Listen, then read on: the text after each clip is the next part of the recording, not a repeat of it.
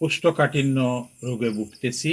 সোনাপাতা শরবত এটাতে আমি যথেষ্ট উপকার পাচ্ছি। আসসালামু আলাইকুম, আমি ফয়সল আহমদ, আমার বাড়ি সিলেট জেলার গোলাপগঞ্জ থানা। আমি অনেক দিন ধরে ক্লাস 9 থেকে কোষ্ঠকাঠিন্য রোগে ভুগতেছি। টয়লেট নিয়মিত হয় না, এবং এটা না হওয়ার কারণে আমি সিলেট উসমানী মেডিসিনের ডাক্তার দেখাইছি এবং আরও বিভিন্ন চিকিৎসা নিয়েছি, কিন্তু পুরাপুরি এই রোগ থেকে সুস্থ হতে পারি না।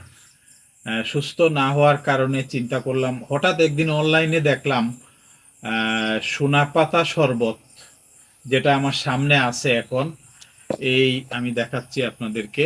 এই সোনাপাতা শরবত এটাতে আমি যথেষ্ট উপকার পাচ্ছি।